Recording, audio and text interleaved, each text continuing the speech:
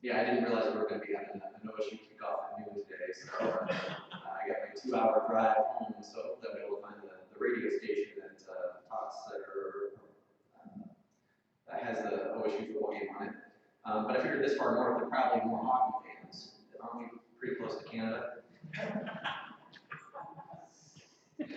Anyhow, there's a lot of folks around our state over the last 5, 6, 7 years, and probably the only good thing that our president has done is he's awoken a lot of people.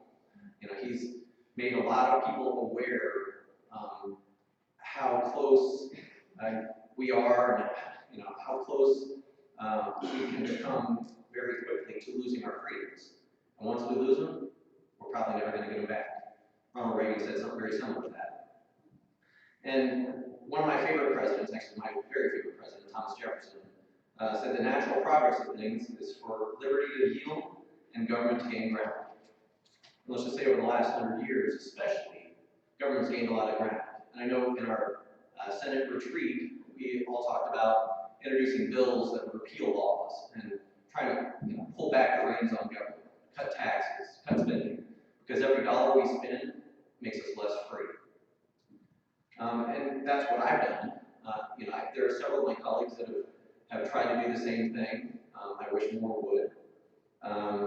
My bills, I've had several protecting our Second Amendment rights, prohibiting the registration or confiscation of our firearms. I also introduced constitutional carry. I think the Second Amendment speaks for itself. I don't think we need to get a permit to go to church. We don't need a permit to freely assemble. I also don't believe we need a permit to protect ourselves from the thieves in our neighborhood, nor the thieves in government. And I'm going to do in the near future, do a non-compliance with all federal gun laws. I'm working on that bill. I've introduced the repeal of Common Core. The first thing, when the guys in my office start out, I've had several of them over the last 2 or 3 years, I have them read the Bill of Rights, and I have them compare that with the Communist Manifesto. And plank number 10 of the Communist Manifesto is to have a central education system that can move the herd one direction or the other based on what the government wants them to think. That's why local control is so important in education, to allow the local values to be taught to our children. And ultimately, that control needs to go directly to the parents.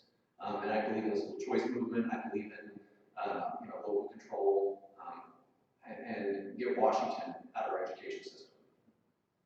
Authored the repeal of energy mandates.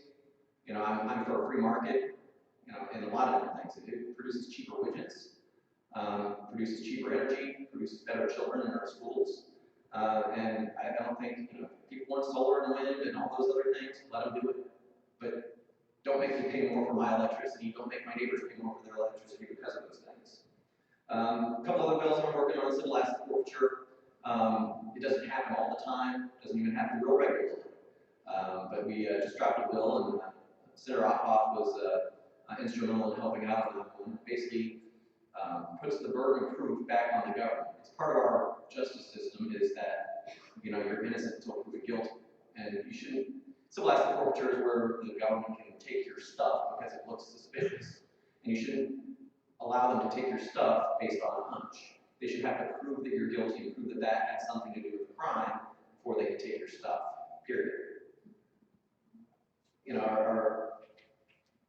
Our founders, Samuel Adams, he had a quote that Americans have a right to 3 things.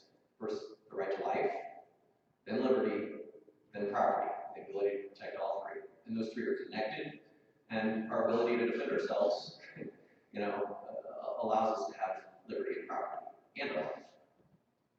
Other two resolutions I'm working on is Audit Fed. It's a banking cartel that has control of our monetary system. Very, very dangerous. They've created bubbles in the past. They're creating current ones right now.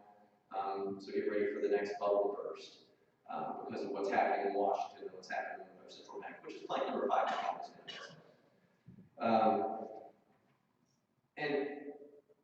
And we see what happened on 9/11 and what's happening in Paris today. They're tragic events, horrible things that are happening, at the towers and over overseas. James Madison said, if tyranny and oppression come to this land, it'll be under the guise of fighting foreign invaders. And just be very careful when there are tragedies that happen that people in government, like Hillary Clinton, don't try and, grab onto those tragedies to steal more of your freedoms.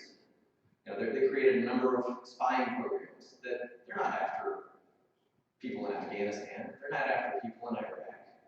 A lot of those are targeted towards normal Americans.